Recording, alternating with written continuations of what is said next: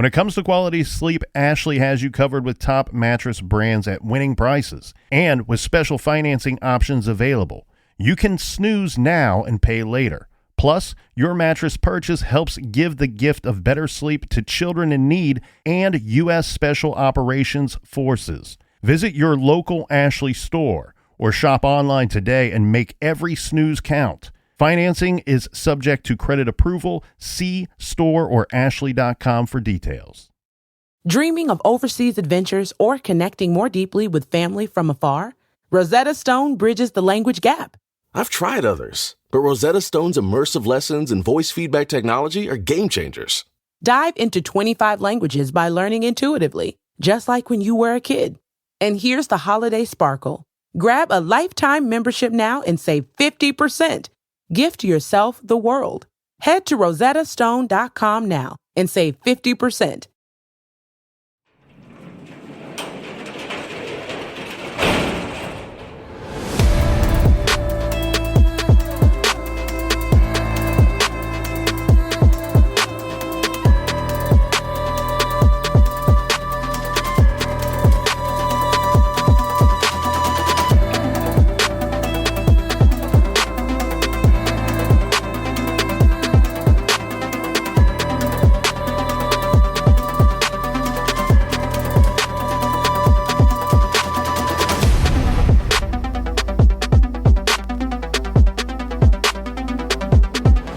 Welcome to True Crime Garage. Wherever you are, whatever you're doing, thanks for listening. I'm your host, Nick, and with me, as always, is a man that knows that brain control beats mind control any day of the week. Ladies and gentlemen, here is the captain. Yeah, some of those other shows need a break. We take no break, and we take no prisoners. We're not here to take part.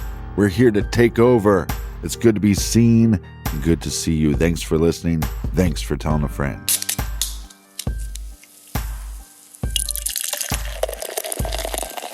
Today we are drinking a fantastic beer from the good folks over at Zaftig Brewing Company in beautiful Worthington, Ohio, and we have featured several fine beers from Zaftig, but this week we are drinking Tropical Hazy. This is a juicy, tropical, hazy pale ale infused with passion fruit, orange, and guava. Garage grade 4 3/4 bottle caps out of 5. So 4.75 out of 5. So nearly perfect here, Captain.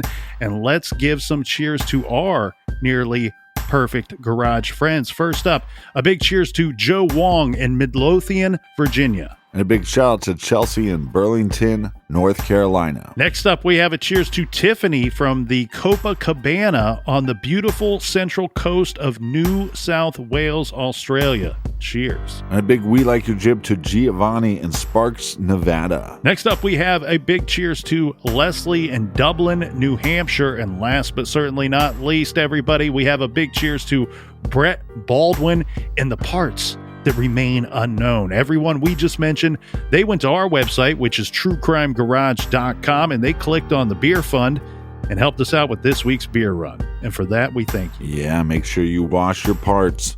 BWRUN beer run. Thank you so much. Can't thank you enough. Could give you hugs and kisses for keeping the garage ship afloat. Thank you so much for donating to the beer fund. And for everything true crime, check out truecrimegarage.com. And Colonel, that is enough of the business. All right, everybody, gather around, grab a chair, grab a beer. Let's talk some true crime.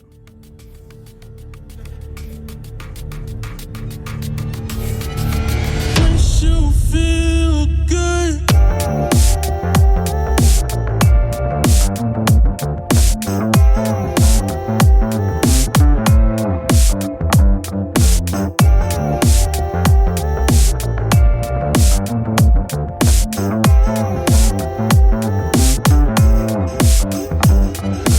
Makes you feel good. All right, as we are entering 2022, I'm hoping this is the best year ever. I don't see why it wouldn't be. The last couple of years have been a bit of a drag, but 2022 is shaping up to be a fine year. And we here in the garage are just so thankful and grateful to all of you who have kept the ship going for all of these years. And we're excited about this year. But before we move on to 2022, a quick look back at all the things that were great on the show in 2021. Longtime listeners know that we've done this a couple of times where we will review the year, and I believe once or twice we've even reviewed the show as a whole, over 500 shows, over 600 if you start counting off the record, where we review some of our best shows that we've done, in our opinion, our humble garage opinions of the best shows that we've done in the last year. So I never thought we'd get to 500. well, I never thought that anybody would need to hear us say what we thought our best shows were of the year, but there's a whole Reddit thread on best true crime garage shows of by year and by all time. And so here we are. We're going to give the good people another list to discuss. So if you haven't heard us do one of these before, the way we do it is we each pick 5 shows that we did or 5 series that we did from the previous year. The captain doesn't know what the colonel has picked. The colonel never knows anything that the captain is going to say anyway. So for the very first time, we are going through our list here together today. Yes, it's a garage party. I will be putting some extra stuff in my coffee if you get my drift. So if I get a little slurry or blurry, it's keep your eyes on the road. Well, and we like to have a very official and very formal countdown, but we can't seem to get Carlos to show up to work when we request him. Carlos, for the longtime listeners, Carlos thought he was underpaid. And you know what? He probably was. He was the best part of the show. Well, we got you a 6er. That's right. So, here we go. We're going to start off with the colonel. Look, our list, I don't know if they even matter. So if you're listening to the show, think back, look back, get your top 5 together, go to our blog at truecrimegarage.com and leave your top 5 list, or on social media, Twitter, Facebook, Instagram. I'll have a post and you can post your top 5 in the comments. I want to see them. I know the colonel wants to see them as well. So we'll start with number 5. That's right. We want you to prove us wrong. All right. Colonel's number 5. Here we go. I went with the Zodiac, which was a 5-part series. So very fittingly, it falls to number 5 here. This came out in early to mid-March, episodes 470 through 474. In the late 60s, early 70s, we had a hooded serial killer terrorizing the San Francisco Bay Area. The killer told the press and police to call him the Zodiac. And everybody knows few cases in modern true crime have been discussed and speculated more than Zodiac. So Zodiac is always a topic for discussion in the true crime world. We put it off for a couple of years. We had requests from Jump Street to cover Zodiac, but it was one of those cases that we didn't cover early on. One, because we felt you could spend a full year or full season discussing the Zodiac case and the tentacles of that case. And we wanted to make sure that when we did do the Zodiac, that we did it in a way that we thought was appropriate and without it taking over True Crime Garage. So we did a 5-part series in March, and I was very happy with the way that it turned out. I was super excited going into it for a number of reasons. It's a case that's always in the back of my mind. It's one of those cases that once a year I find myself eyeballs deep in researching the Zodiac case. And we were lucky enough to have our good friend, longtime friend of the show, Mike Morford from the Criminology podcast. He joined us because he knows everything Zodiac. He was on, Captain, 2 of the episodes, and we did a 5-part series. So the first 3 episodes were simply dedicated to, and I really like the way that we did this, because there's a lot of questionable Zodiac victims out there, and ones that are not confirmed or unconfirmed, I guess would be a better word to say. But what we simply did with the first 3 episodes was a heavy focus on the confirmed kill timeline and the evidence that was found at those murder scenes. We offered up, of course, our own speculation because that's what we do here in the garage. But I really like the way that turned out. And I think we didn't set out for it to be 5 episodes, but I think 5 was the just the right amount. Yeah, so my number 5 is one that is not just close to the heart, but close to this episode. I think we titled the episode "A Serial Killer Phone Call," episode 544.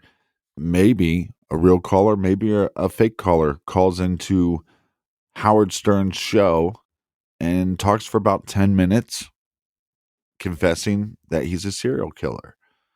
And we got such great response, just people chiming in, whether they thought it was a real call or not. I think at the time I was leaning towards it was a real call. And based on the blog post, there was a couple things that people pointed out where I went, oh, it's making me a little more suspicious than I was before. So now I'm kind of leaning toward the fact that it was a fake call, but I think it's an interesting clip. And it was just a fun episode to record. Well, often we are doing these cases that are very dark, very heavy subject matter, and it weighs on you a little bit. And we were able to take a step back, and this was something that we were surprised. We were both a little surprised that we were getting requests for.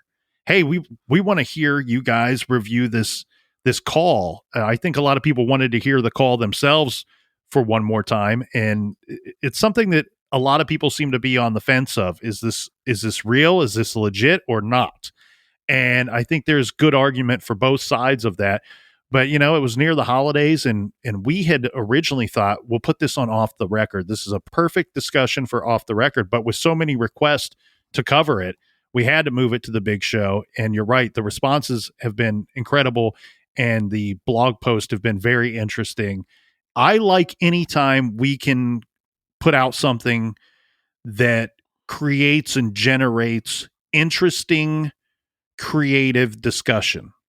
And I think that's exactly what happened here with the serial killer phone call episode. Well, and like you said, some of these cases are so dark. So this was actually an idea that I think I presented to you sometime last year. And so the fact that not only did the listeners say, hey, this is an idea that we think you should go over, because like I told people on the show, the last couple months, this has been popping up as a discussion on. I haven't seen another podcast cover it, but I've seen a couple YouTube channels cover it, and I thought, look, for whatever reason, we're all having the same kind of creative idea to put out a creative show episode that is true crime related, but essentially we don't know if we have victims in this case or not. All right, Colonel, you're number 4. All right, so my number 4 here, Captain, I went with Aisha Degree, parts 1 and 2. This is episodes 475 and 476, which came out right after our Zodiac episodes came out in March 23 and 24. So boom, as my old friend Jason would say, bang, bang, bang. We were really nailing it those 3 weeks in a row in the Colonel's opinion here. So Aisha Degree, there's a Reddit thread out there that's titled Most Bizarre Missing Persons Cases True Crime Garage has covered. So, of course, Brian Schaefer's on there. Emma Filipoff are on this list. But a 2021 addition to this list most certainly was Aisha Degree. So, in the middle of a cold, rainy night, she's only 9 years old. Aisha left her home on foot. Where she was going, we don't seem to really know. That's unconfirmed. Why did she leave? We don't really know. There's some speculation. Maybe she was simply sleepwalking. I threw out there, my speculation is that she was either running toward something or running away from something. Who knows? Maybe both. The evidence is obvious and mysterious. Foul play is most certainly involved here. It's one of those weird breadcrumb trail cases. The further you look into it, it just becomes a bigger and bigger mystery. Like for me, this case made my list because of the research that went into it. And I'm not trying to pat myself on the back. What I'm saying is the interest level for me was an 11 on this thing, right? once I started looking into it, the captain brought it up, said, "Hey, have you heard of this Aisha Degree case?" And I said, I've heard something about it, but I don't know it very well. He goes, "I think this is a must cover." And I looked it up and I was like, this is a really short story. I don't know how much stuff is here. And then I started looking into it and diving into it. And it's just, it's very fitting that it is on that list of most bizarre missing persons cases that we have covered, because it is certainly just a strange, weird case where there are breadcrumbs, but it's hard to make heads or tails of what that evidence is and where it's supposed to lead you. Well, this year, 2021, I became friends with two great true crime minds, Brett and Alice from the Prosecutor podcast. Met them. We had a long discussion with Maggie Freeling. It was supposed to last an hour. I think we recorded about 5 hours. But Brett and Alice actually reached out to me and said, look, this Aisha Degree case, we covered it. There doesn't seem like there's a lot of meat on the bones, but if you dive in, there's a lot there. Will you guys please cover it?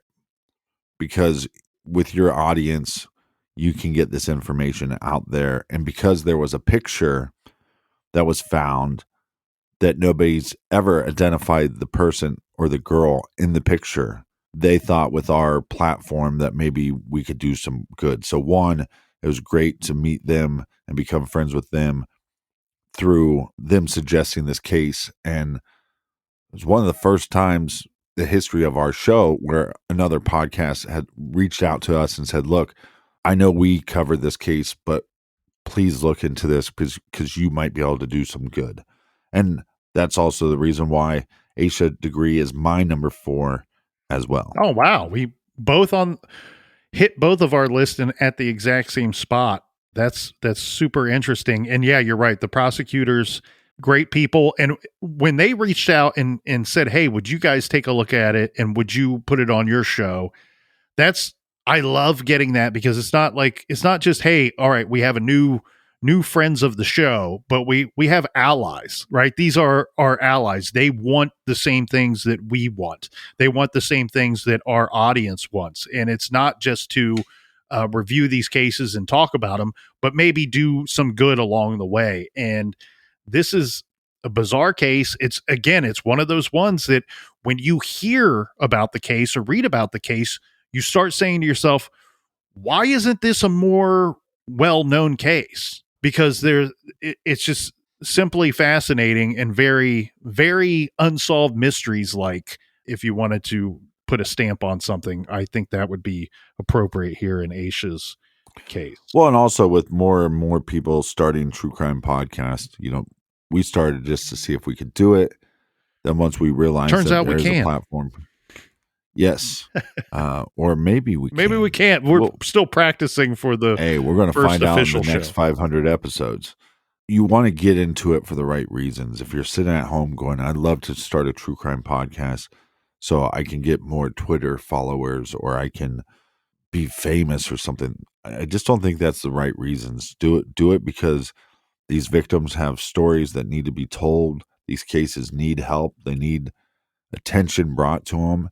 The more attention brought to the case, the more chances that the case can be solved and more pressure that's put on prosecutors and law enforcement to not forget about these cases and not to forget about the people, the victims in these cases. Brett and Alice, they're prosecutors. They don't have a lot of time on their plate, and they put a lot of effort into putting out great quality content. So it's just, again, great meeting them and it's been great to work with so many. I mean, from CrimeCon UK to a lot of the podcasts in the States, to feel like you're working together.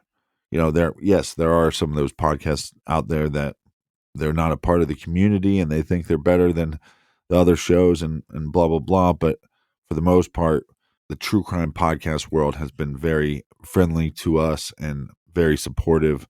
And so I think this shows because, like you said, to have this case on a list and have people talking about it on the internet, hopefully they get some movement in the case. Well, and that's a good reminder there, Captain, and something that we remind ourselves and feel the need to remind, people that are tuning in as well that these are real life cases. These are true stories, obviously, but they're someone's tragedy. They are someone's nightmare. They are someone's heartbreak. And we can tell these stories and we can listen to these stories and we can read about them, but we need to make sure that we are always keeping in mind the human element, the real life element of these cases. And another reason why this Aisha Degree case made my list too was it was, we develop a bit of a thick skin, maybe become a little rough around the edges because we are looking at this stuff all week long, every week, week after week.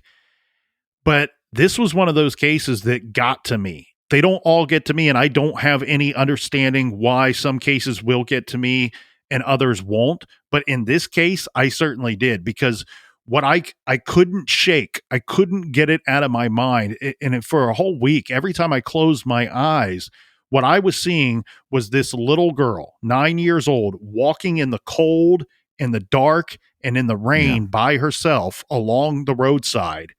And my freaking heart just broke every time. Like I wanted to become, God make me an angel so I could have just swooped her up and who knows? I mean, again, she could have been sleepwalking, but let's toss that out for a second. Let's say if she was not sleepwalking, that is a powerful, powerful thing to have a 9-year-old walking in the dark. Kids don't like the dark. Nobody likes the rain and the cold.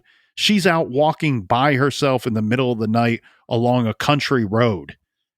I cannot and will not ever pretend to understand the magnitude of that situation, nor what her emotions were and why she's putting herself in this situation. And that's something that was just too powerful for me to shake. I couldn't shake it. And it breaks my heart thinking about it now. Well, surprise, surprise. The captain is going to disagree with you. And hear me out on this. Maybe I'll get you to change your mind. Yes, we look into these dark cases every week. There's real life victims. We sometimes are talking with the families of those victims. I don't think it's made me a tougher individual. I think it's actually made me more sensitive to the subject, really understanding the human element of it.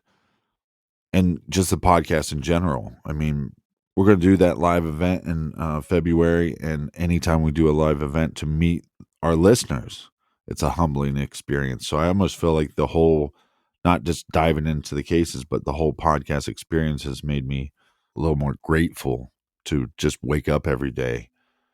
And also just the abusive situations that a lot of these victims are in before the actual murder takes place. I get what you're saying, where it could make you a little rough around the edges, but I actually think it's made both of me and you more sensitive people. So we both have the same number 4. That was Aisha Degree Parts 1 and 2. Episodes 475, 476 came out in March of 2021. For any of you listening that have not already heard those episodes or want to go back and listen to them again, that should help you in your search. So for my number 3 here, I have the Yogurt Shop Murders 30 years later, which we covered on November 30th and December 1st. And we were covering those 30 years later at that time period, that week, because later that week would be exactly 30 years later. Those are episodes 539 and 540. And this is one of those cases that you review and you're just shocked. I'm in complete shock and almost disbelief here that 30 years later, this has not been solved. If you know the case, you understand why. There's certainly been plenty of speed bumps along the way.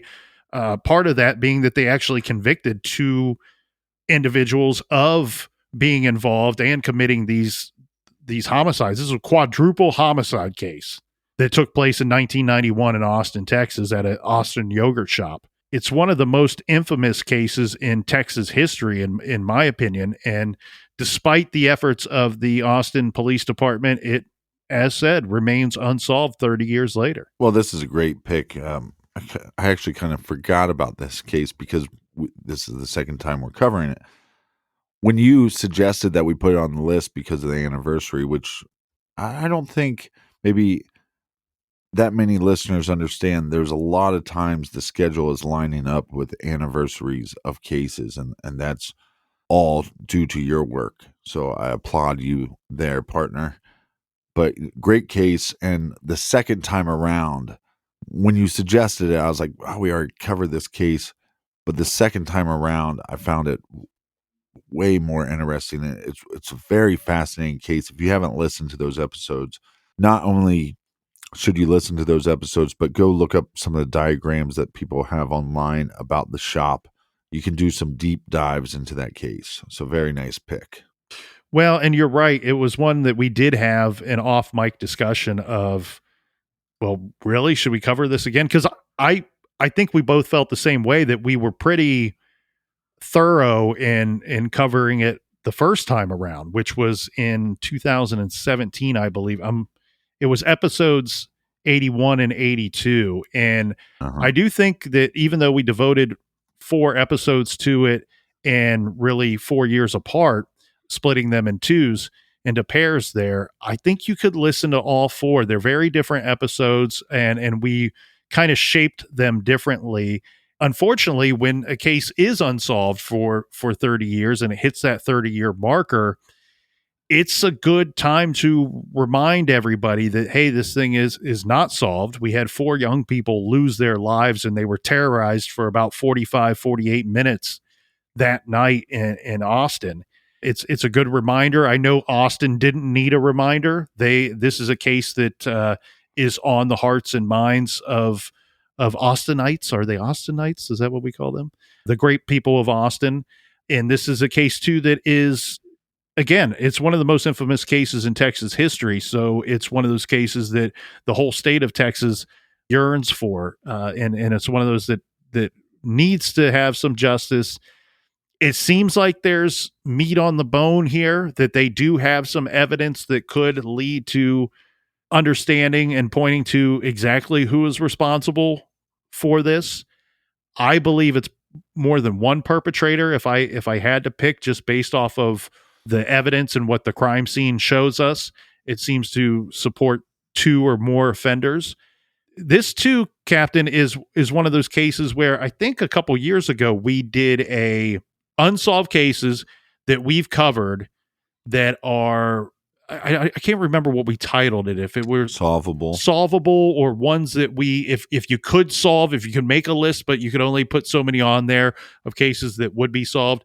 This case was certainly in that discussion. And this is a case that has fascinated me throughout the decades and will continue to fascinate me even when they do solve it. And I do think that they will solve it. And I think that a lot of the blanks, a lot of the things that we are not able to understand, or a lot of the dots that we were unable to connect, will be connected once we solve this case. And I will, I look forward to that day. All right. So number 3 for me was the Bone Breaker Killer, episode number 512, 513. This was just all around fascinating case. Yes. And horrifying. Yes. It was one of the cases that when you're researching it, you almost think that like you're reading like a movie script or something. You're like, this can't be true. I mean, and I don't want to give too much away because I want people to go back and listen if they haven't, but there's definitely details in this case that just, they're sickening. There's some gruesomeness to this case. But it was definitely one that when I started researching and putting together the music for the show, for the episode that week, because that's what I like to do. I like to pull up, even if it's just Wikipedia, and start reading about the case and trying to see if I can get some kind of vibe. How do I want to make the theme music this week, and what's the case saying to me? And this one, it's like, man, when you start doing the research on it right away, sparks your interest and has you firing on all cylinders. So Yeah, number 3 for me is the Bone Breaker Killer. And that case is, again, not trying to give too much away. That was definitely in consideration for me, Captain. It was one that, as I was whittling down my list, it was hanging around and hanging around. Truly fascinating. One in part because of just the rareness of the case, where we have a very unique situation where the killer and abductor is actually going into homes in the middle of the night and abducting the victim almost right out of their beds, which is just completely bizarre. It's a high risk factor that you rarely see in cases, and terrifying, completely terrifying. I think you hit the nail on the head when you said, hey, I felt like I was reading a script for some Hollywood horror flick that's about to come out, because it's almost unbelievable. And also the age of the victims and the age of the murderer. That, to me, kind of had a fascinating twist. But anyways, I don't want to give too much away. Again, the Bone Breaker Killer, 512 and 513. We will finish our list right after this quick beer break. Makes you feel good.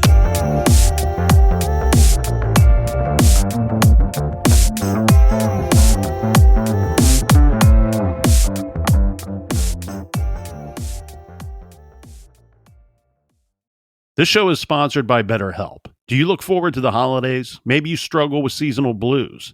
This time of year can be a lot, and it's natural to feel some sadness or even anxiety about it. But adding something new and positive to your life can counteract some of those feelings. Therapy can be a bright spot, something to look forward to make you feel grounded, and to give you the tools to manage everything going on.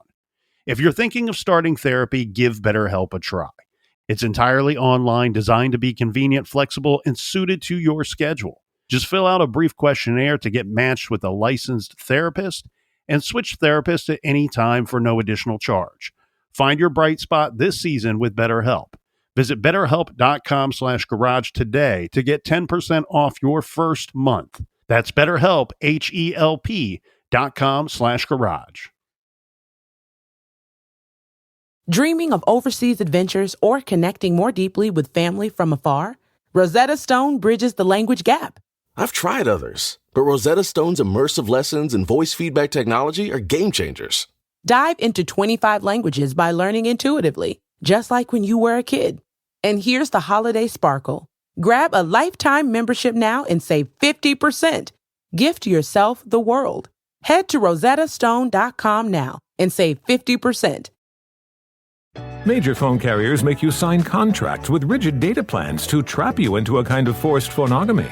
Sounds pretty insecure if you ask me. At Consumer Cellular, we believe in a more consensual and healthy form of phonogamy, free of contracts and more flexible to your data needs.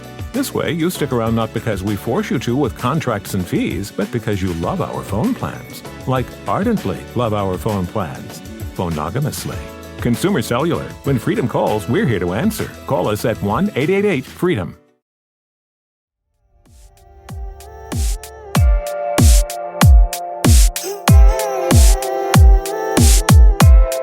All right, we are back. Cheers, mates. Cheers to you, Colonel, on another great year in the true crime world. Another year done, and we are on into the next great year. Here we go, 2022. Well, and thanks to all the listeners, we'll be here for another year. That's right. That's right. At least one more year. After that, there's no plans. Who knows after what that will happen? So we got through we each got through our top, our 5, 4, and 3. And now we each have our top 2 left on our list. Can I do the honors and kick off my number 2 here? Well, let me do my number 2 because it's pretty disappointing. Like my bedroom skills. Okay. Because mine is the Zodiac 5-part series, which is already on your list. So I feel like none of the listeners right now are satisfied. I say nay. I think that everybody's satisfied. I think that we do share some of the same opinions, and that's obvious here. And so I think that they like when we agree and they like when we disagree. And this list is certainly going to have both of those elements to it. I was trolling around the old internet this weekend, and I did come across, and I should have wrote it down, but I did not. But there was a website that said that we had the best Zodiac podcast of 2021. Obviously this is a case Hey, I'll this is take a it. case that's been covered a lot. And so we're not claiming, nor is this website claiming that we have the best Zodiac podcast of all time. But the But they didn't say it headline wasn't. I saw said best Zodiac podcast 2021. Again, I should have wrote that down. But hey, throw in the caveat there too, Captain. Maybe we're the only ones that covered it last year. If you're the only ones, then you're the best. Well, a couple reasons. One, not to toot my own horn, but I think it's one of my favorite musical themes that I did this year. And also we did individual artwork for every episode, which was done by my buddy Scotty Boombox, which has helped us out a lot. He did all the artwork of the single episodes of JonBenet Ramsey when we did that. He did the Shaker Heights artwork. So he's done a lot of cool stuff for us in the past, and to have him be a part of that. And look, there's a couple movies that I go to, this. Sometimes the research is a lot of work. And so when you're not feeling it, I feel like if I throw on the movie Zodiac, or I throw on Mindhunter, or I throw on Silence of the Lambs, or I throw on Spotlight, I can get in the mood to want to do the research.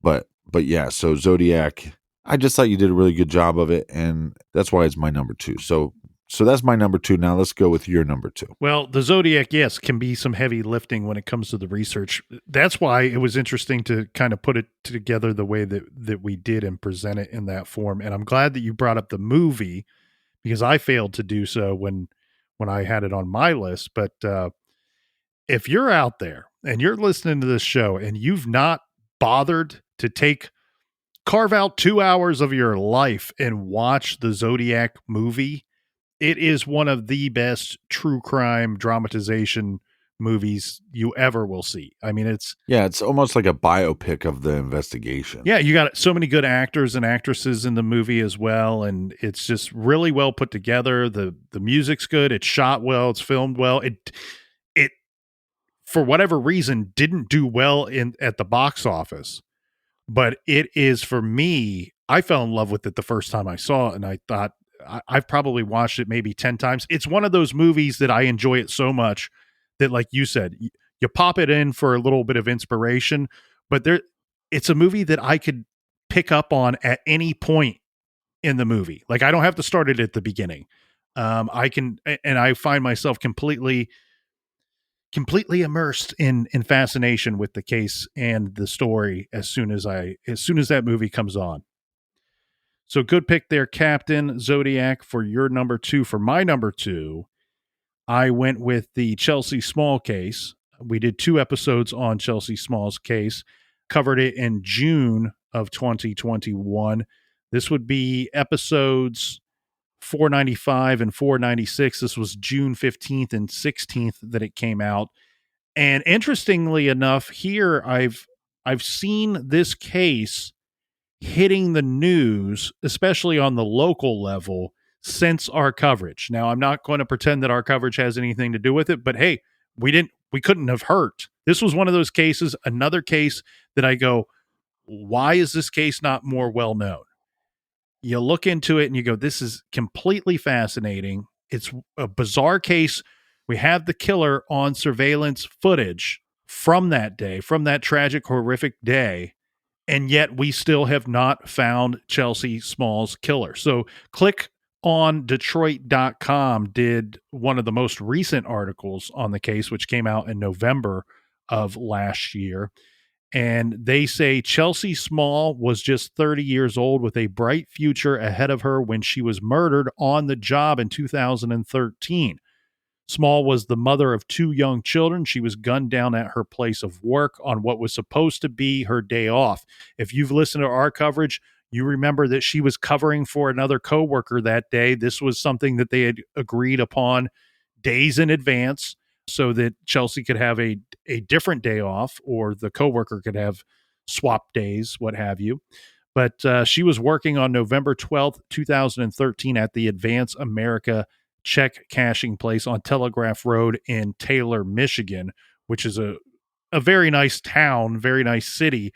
I think a lot of people were surprised that this happened there. This was a very busy road, many businesses, many people out working that day, middle of the week. There is still a reward in her case, in the Chelsea Small case, that is being offered up, that is now up to $52,000 to anyone who has information leading to an arrest. So anyone with information, look, you can Google search your fancy computer machine you got there at home, and it will pull up the video for you. And you can see the killer walk into the Advance America check cashing place. You see what goes down. He's in there very briefly.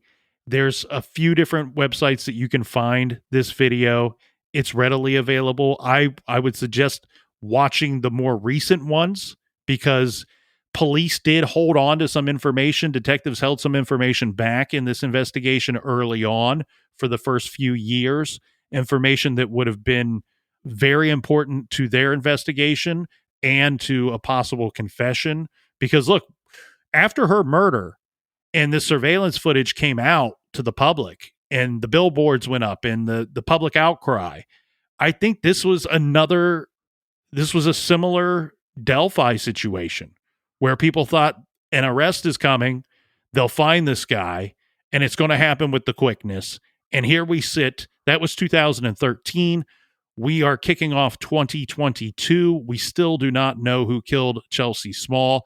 Another very interesting angle in this case, too, is I referenced this when we covered it, that there's a small possibility here that this case, and I think it should be included in the discussion for the I-70 killer.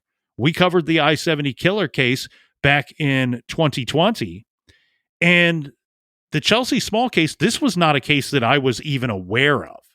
And, you know, we're here in Ohio, neighboring Michigan, and the public outcry, and again, the awareness to the public and the surveillance footage, I was still unaware of this case, and I was a little bit shocked that this case was so interesting, so fascinating, still unsolved, and I was unaware of it. The way that it came onto my radar here, Captain, was somebody emailed the show and said, you guys did a good job covering the I-70 killer, which was one of my favorite episodes or coverage from 2020. Often when we cover these cases, especially an unsolved serial killer case, we will get a lot of people coming out of the woodwork saying, you know, I think this guy could be the guy. I think this is the best suspect. And here's why. I love receiving the emails, keep them coming, but I got to say, most of the time, the people that are suggesting the suspects that have been presented those times to us, not really good suspects. Somebody emailed the show saying, look, there's a small chance here, very thin chance that this is connected, but I think in the I-70 killer conversation, this Chelsea Small case should be included until we can confirm that it's not one in the series, because there's so many similarities to Chelsea Small's case to the I-70 killer. And I found that absolutely fascinating, and I found the case just completely mysterious. I still do not know to this day how this individual has gotten away with it all of these years later. So this was one of those cases that was suggested to us, and I'm so thankful to the listeners for that, because I thought it turned out to be 2 really great episodes, and this is one where you really feel like you can make some good here, right? Because this is something that we need to put as many earballs and eyeballs on. This is something that we can tell you the story. We can tell you our speculation. We can tell you the reasons why these other crimes might be connected. We talked about a gun theft that happened in the area about 6 months beforehand. We can show you all that and tell you all of that, but here is a situation where we can then send you. As soon as you pull out the earbuds, you can hop on the old internet machine and look it up and go, you know what? I can view the video, the surveillance footage for myself. And I can make a list of what I believe that I'm seeing. Is there evidence that I can spot with my eyes? Are there actions by the killer that I can spot and really kind of put him in one compartment away from others? And this is one of those cases where we were able to do that, and that doesn't happen in so many cases. And that's why I just found this one to be incredibly interesting and a little shocked that it took us all these years to cover it. But again, thank you to the listeners for putting this one on our radar so we know to go out and look into this case. A big cheers to the listeners that also follow us on social media that share the information. Like with the Aisha Degree case, we needed people sharing that photo. Thousands of people shared that photo. In this case, you have photos, video, footage, but that information needs to be shared. It's one thing to discuss it, but that's what's so great about the true crime community and what's so great about our listeners is they realize it's not just information and entertainment, that there is something that we can do. The power is in our hands if we share the information enough that we might get good leads. And we have been contacted several times and talked to several family members of victims where after the show, law enforcement is getting new leads, and can't thank you enough. Well, and this is one of those cases too where we need to make sure that we throw out big ups to the Taylor Police Department, because this is a case that they have told us. This is not something that they're saying to some news outlet or some other place. They have directly told us this case is very solvable. We have speculation within our own department of why things were the way they were that day, and how things went down. But that aside, every one of the detectives that have laid eyes on this case and done the, pounded the pavement and done the legwork on this case have all said the same thing. This case is extremely solvable. They all believe that it will be solved, and the break may come from the public. So when we decided to cover it, it was really nice of them to be so forthcoming and sit down with us and talk with us about the case and give us some information on the case to maybe, again, maybe it hits the right earballs. Maybe we send the right eyeballs to watch the video, and that is how this thing is going to get solved. Again, a young mother, her whole life ahead of her. She was 30 years old. She was just really starting off and making her way in this world. And it's just a tragic, horrific event that went down. And it seems like just such a senseless, random act of violence that has very little explanation. And the Taylor Police Department, again, big ups to them for taking the time to speak with us at length about the case. Kudos to them for the good work that they're doing on the Chelsea Small case. It's that time. Again, I don't know if our list matters so much. It's us patting ourselves on the back, but I want to hear from the listeners what your top 5 is. So make sure that you go to our blog and tell us what your top 5 of the year, and maybe throw in there maybe a case suggestion, maybe something that we haven't covered that we can try to get to in 2022. So my number 1. Now this is kind of weird because I think you have to put these together, because we did the Tylenol murders, which was 480 and 481, but that kind of goes into the Unabomber case, which would be episodes 482 and 483. So I'm putting them together, even though we didn't put them in a part 1, part 2, part 3, part 4 series. That's essentially what they are. Yes, and we did that on purpose. We had planned that well in advance. We both wanted to cover the Unabomb case, and we both wanted to cover the Tylenol murders case.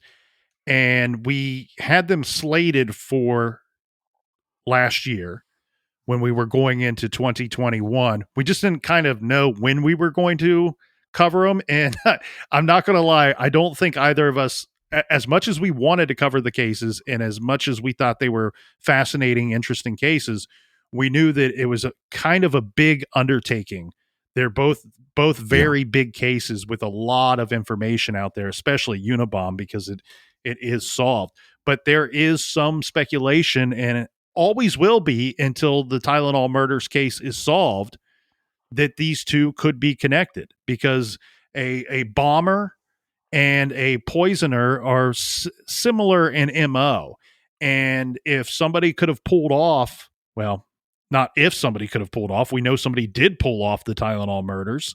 Ted Kaczynski was certainly capable of that. So when we reviewed it from that angle, and it's not, I wouldn't say that we released them this way because we believe that theory, just that we agree that that theory is interesting and there is some credibility to it. So we thought this was an interesting way of putting them out and putting them out back to back. But again, then knowing, oh, right, we're going to have about 3-4 weeks of a lot of heavy lifting on two very, very big cases. Correct me if I'm wrong, Captain. You're saying both of those were two-parters.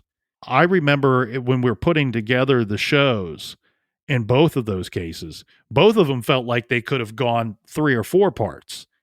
Just really, again, really big cases. And I'm really glad that we put them out back to back like that. I'm going to pat myself on the back, do a little flicky. I did. I wasn't oohing for that, but go ahead. Oh yeah, you were. Didn't know what you were going to say for that.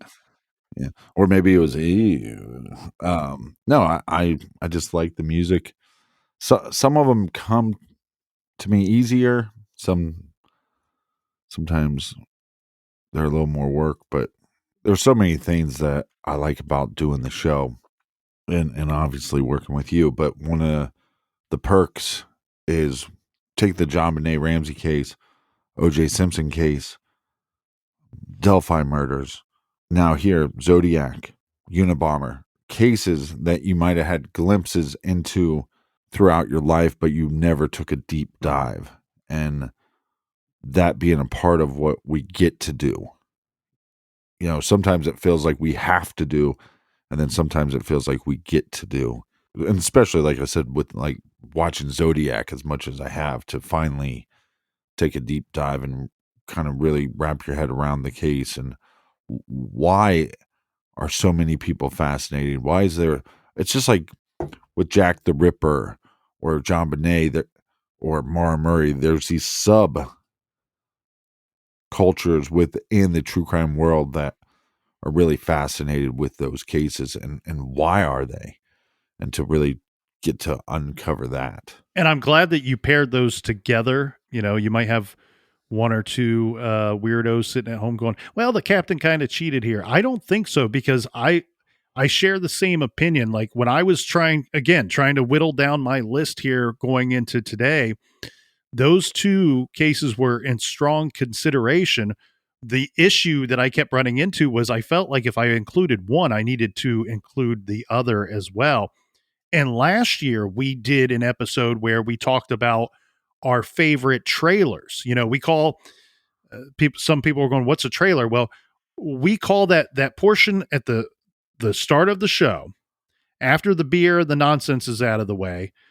When we say we're going to talk some true crime, we go to the captain's music. We go to the colonel trying to do his best young Robert Stack version of myself. And that is what we call our trailers. And last year we did an episode where we just simply talked about our favorite true crime garage trailers. The Unabomber case was on my favorite trailer list. So I again, agree with you. The music was fantastic on both of those, and the Unabomber trailer was really, hey, this is just a show where we're just so proud of ourselves, huh? People are annoyed. They're like, Well, you we're not guys the think you're so great. Why don't you shut up already? we're not those kind No, of this people. is That's difficult what- for us. The funny thing is, we think it makes sense. The formula makes sense. Hey, let the audience know what we thought were or let the audience into our minds of which cases we enjoyed putting out the most this year. But we are not these kind of people. We just want to move on to the next case and keep it going. But we didn't want to take a break.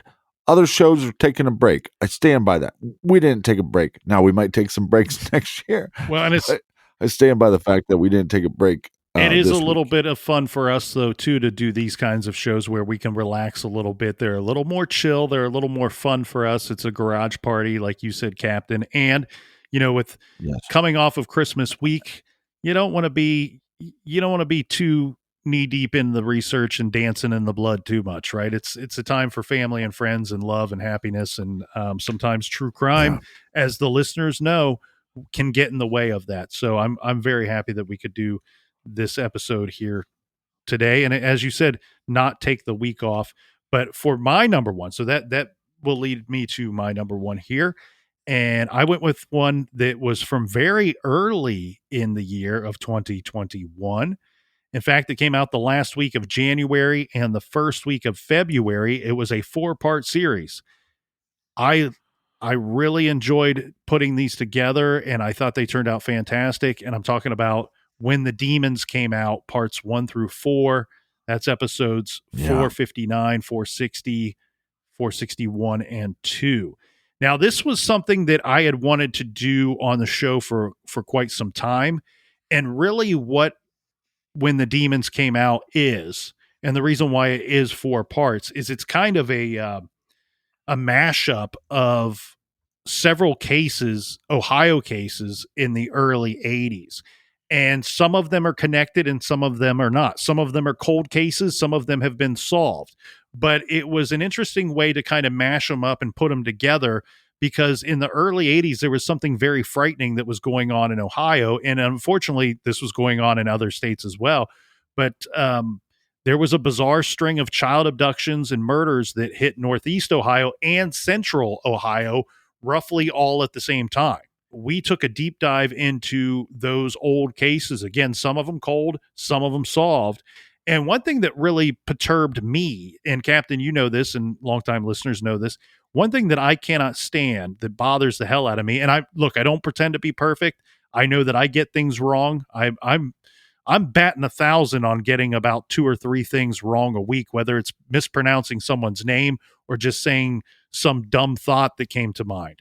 But Some people think you picked the wrong partner for 550 episodes. I have to disagree with that, but Partner for but you have been wrong 550 times. it my upsets me when the facts of some of these cases are misreported, and then because what happens is they continue to be misreported. Like somebody else gathers the wrong information from a source that didn't do a great job for whatever reason. And look, these sources can do a great job on one case and a bad job on other cases. That it happens.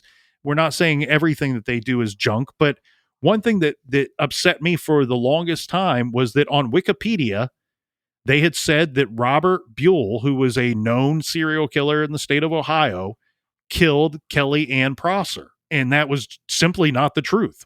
Her killer was discovered through DNA many years later. But even after her killer was discovered, nobody ever bothered to take that down. It once was speculation, right, and he was suspected in it. Of course, he was a suspect in that case. But if you go back and you review the information from the early 80s, that was a lead and something that the investigators actually worked on, was trying to put Robert Buell in Central Ohio. He was abducting women and girls in Northeast Ohio and killing them. And they thought, well, maybe he came down here and did it a couple of times. And they could never place him in Franklin County during any of the time frames of these girls or women going missing or being killed. And so that was certainly something that they looked into. And for whatever reason, almost 40 years later, it still sat there on Wikipedia that he was a suspect in Kellyanne Prosser's case, or it's believed that he was the killer, when in fact we learned that he was not. So if you haven't listened to those episodes, those were my favorite of the year. And again, it's really just a mashup of this serial killer, this active serial killer, Robert Buell, who's kind of one of these unknown serial killers, lesser known serial killers that was active in the state of Ohio. And he's guilty of some horrible, horrible stuff. And it does not bother me one bit that he is dead. The state of Ohio killed him in 2002. He refused to give any kind of answers or any justice to some of his victims and their families, even when they were hurting all those years later. You know, he was locked up in the 80s, so he had plenty of time to tell us what he knew, and he refused to do so. And these episodes were really a way of bringing up him, a lesser known serial killer that we had not yet told his story or told the story of him. These other victims that were at one time loosely connected to the Robert Buell story, but certainly weren't actually connected. So it was a way to discuss Ohio cold cases and some solved cases. And everybody knows that I'm just fascinated by Ohio cold cases. So it was really interesting to put that together, and I was happy that we did so. The other thing I love too, Captain, is the title, When the Demons Came Out. And I can't take credit for that. That was in an old newspaper article after Robert Buell was arrested. They were interviewing people that knew him, that worked with him, that lived in the same neighborhood as him. Right. One of the guys that I found fascinating that they were interviewing, and I don't have his name here, but the line that stuck with me was this guy that was interviewed said, when the demons came out, he said, you know, Robert Buell was a great guy. I thought he was a great guy. He was funny. He was personable. He was well liked in the neighborhood. He was well liked at work. I guess I never saw him when the demons came out. And that title and that sentence from that old newspaper article stuck with me. And I think it really kind of sums up who Robert Buell was, right? He's this monster that is dressing himself in sheep's clothing every day and going out into the world and fooling everybody into thinking that he's something that he's not, that he's a good guy. And he's one of the worst that I can think of. And I know some people enjoy solved cases. We enjoyed solved cases too, and we think you can learn a lot from them. It's just really difficult when people are suggesting cases that we feel like if we add to the platform and talk to the listeners about, that we might get some movement on it. And so sometimes it's hard. Sometimes we need to do a solved case to make us feel better about the whole process, and to remind ourselves that these cases that seem sometimes like they'll never get solved, eventually one day do. At least that's some justice. At least that's some closure. So, yeah, what a year. Seems like it flew by, and one more year in the books, and one more year to go, I guess. That's right. And many more. Yeah. Thank you, everybody, for listening in 2021. And we look forward to all that can be great in 2022. Makes you feel good.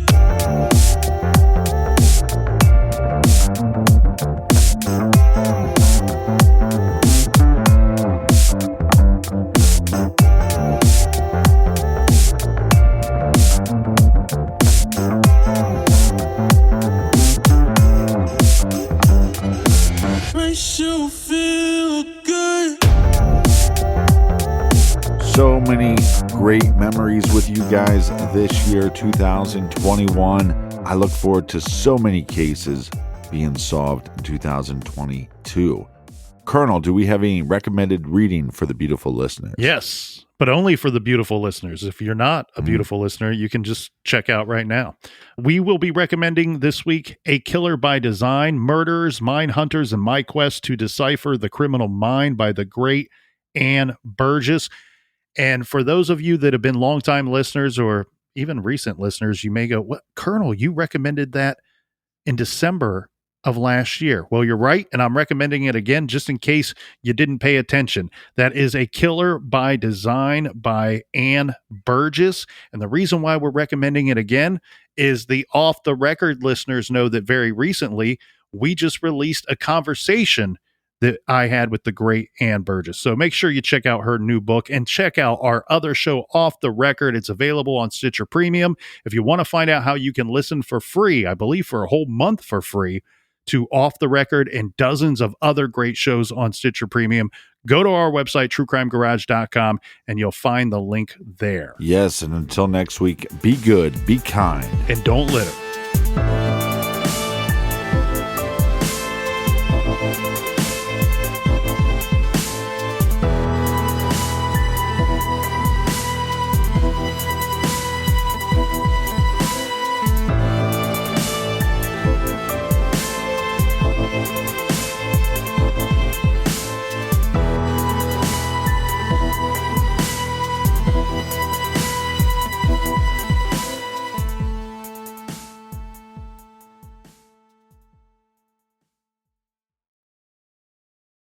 You can start your day off right when you find a professional on Angie to get your plumbing right first.